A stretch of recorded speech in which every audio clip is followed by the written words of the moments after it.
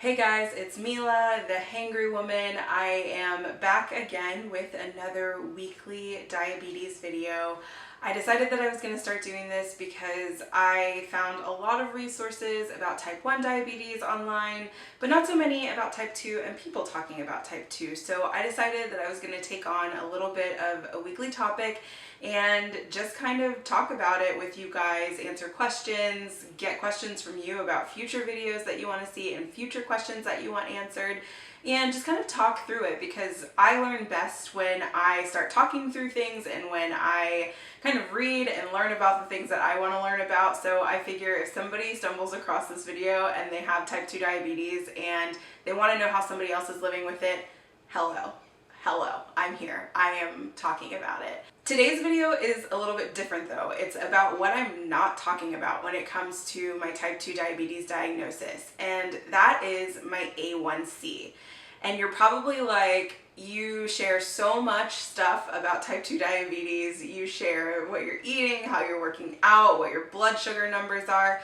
And yeah, I share all of that. I love sharing that kind of stuff. But the one thing that I'm super particular about, and I think it's for a few different reasons, is my A1C. And it's one thing that I'm just super private about because I think like the number one reason for me is that it's nobody's business. So if you don't know, your A1C is your measure of your 3-month averages of your blood sugar. So it tells you over 3 months how well you're doing, where your blood sugar ranges are averaging, and it helps your care team to determine how you should proceed with your care. Is insulin therapy working? Are the medications you're taking working? Are they not working? What's doing well? What is working well within your lifestyle? So your A1C kind of tells the story about what those averages look like, and they help your care team to make that determination on what should change and what is working really well that you should keep doing until your next doctor's visits.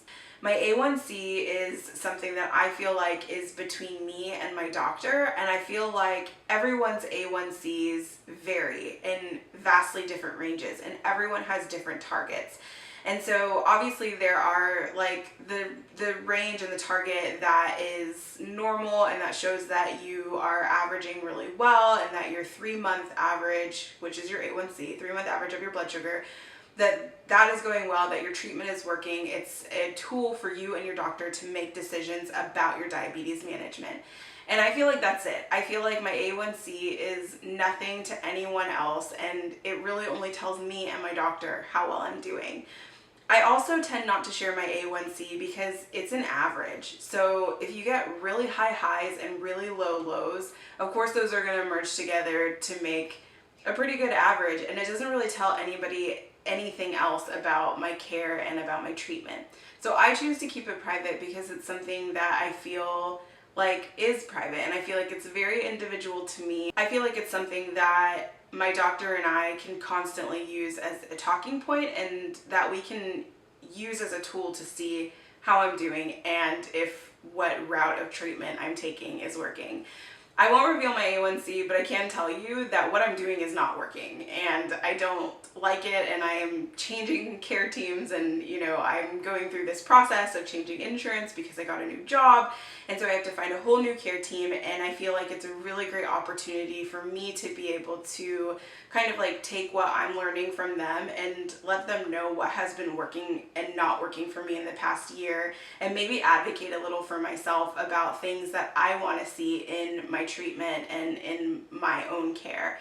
So I feel like all of this kind of switching is a great new opportunity for me, but it still is going to be something that I feel like is going to be between me and my care team, and I think that that's okay.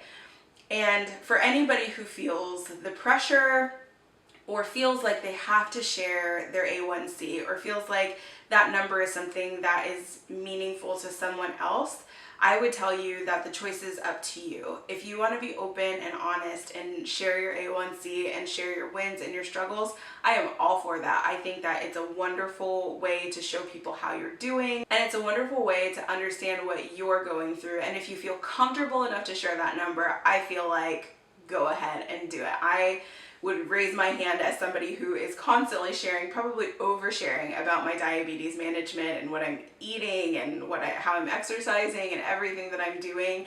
It's just one thing that I am choosing to be private about, but if you are not private about it, I think that that is totally okay, and it's a bold choice to be able to put that out there. I will say that I do share my blood sugar numbers from time to time, and it's usually when I have like a really big win. So it's not every day. I'm not sharing like every breakfast, lunch, dinner, and bedtime number. I'm choosing to share when I feel like I've worked really hard and when the hard work has paid off and I see the number that I want to see on my meter. So I feel like a big part of diabetes management is the numbers. And of course the story always goes beyond the numbers, but the numbers that you do choose to see and that you choose to look at and that you choose to acknowledge are really important. And how you share them is up to you. So even if I am deciding that I don't want to share my A1C numbers, that doesn't mean that you have to make that same decision. If you want to share those numbers and you feel like they're helpful for other people to see, I think it's a bold move and a bold choice to do so. So that's my video of the week, talking about A1C and why it's actually something that I don't share that often. But if you want to know more about my diabetes management, what I'm eating, what I'm doing, recipes that I'm creating, and some of the tools that I use to get through living with type 2 diabetes, you can visit my website at hangrywoman.com. And of course, I always have fun resources up there. If there's something that you don't see that you want me to write about, that you want to know about, I am totally open and totally happy to doing that. So you can always shoot me a message on social, or you can send me an email from my website, and I would be happy to tackle the topics that you're excited about learning about.